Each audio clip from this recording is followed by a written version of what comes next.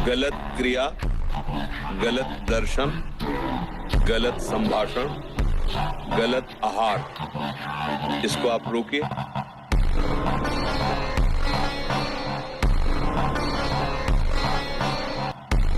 तुम्हारी स्वीकृति में दम है।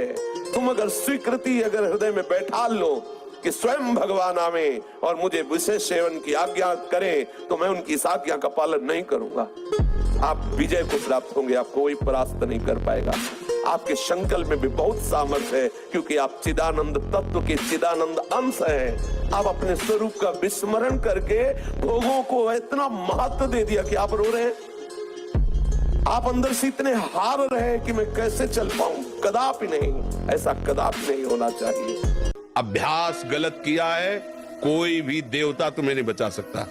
गलत अभ्यास किया है, अपना नाश स्वयं कर रहे हो, किसी देवता या किसी का दोष नहीं। काले कर्म ईश्वर मिथ्या दोष लगाए। ये आचरण गंदे बंद करो बच्चा, नाम जप करो, सात्विक आहार करो, आधा घंटा दंड बैठक मारो, व्यायाम करो, दौड़ो, अभी सब ठीक हो जाएगा।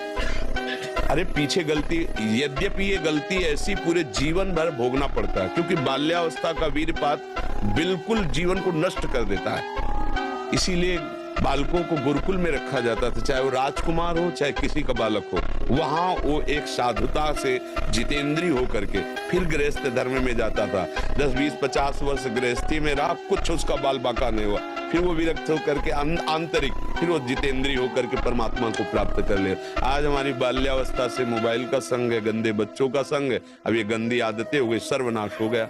अब सोचो ये अवस्था तुम्हारी चिंता सुख से ग्रसित होने की है, आनंद में उमगने की है, अभी नौ किशोर अवस्था है। ये तो मस्ती वाली, क्योंकि मस्ती हटा दी, आप रहे क्या कहें जीवन में। ये जो लोग समझते हैं ना कि जैसे खून निकलवा लो तो खून बन जाता है, बहुत गलत बात है। खून वो दान देना, वो महीने में वो बात एक अलग है, लेकिन सप्तम धातु वीर एक मन शुद्ध सात्विक पौष्टिक अन्न के बाद एक बार के लिए तैयार होता है। और यहाँ बच्चे खिलवाड़ में 2-2, 3-3 बार रोज, अब क्या होगा उनका, हड्डियों तक की सामर्थ्य नष्ट हो जाएगी, कुछ दिनों बाद देखना बंद हो जाएगा, ऐसे चौंधियाने लगोगे, खड़े होने में चक्कर आएगा, कमर दर्द करेगा, पैरों में टूटन बनी रहेगी, दिमाग में टेंशन बनी रहेगी, पढ़ोगे तो कुछ याद नहीं रहेगा, स्मृति नष्ट होने लगेगी, एक नास्तिकता छा जाएगी, फिर जीवन भार लगेगा। अभी अवस्था है तुम्हारी वीरपात करने की।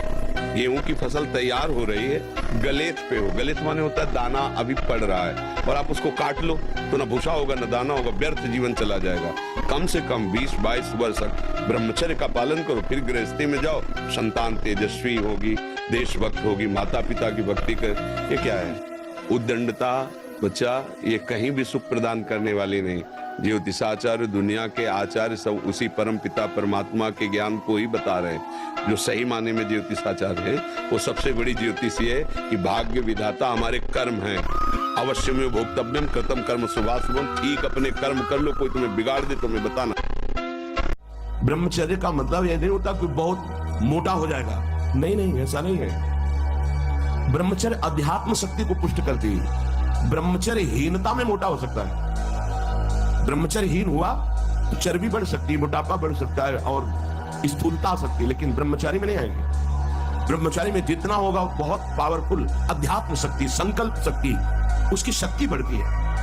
हर रोग, हर प्रकृति की वार को सहने की सामर्थ्य ब्रह्मचारी में स्वयं जागृत हो जाती है।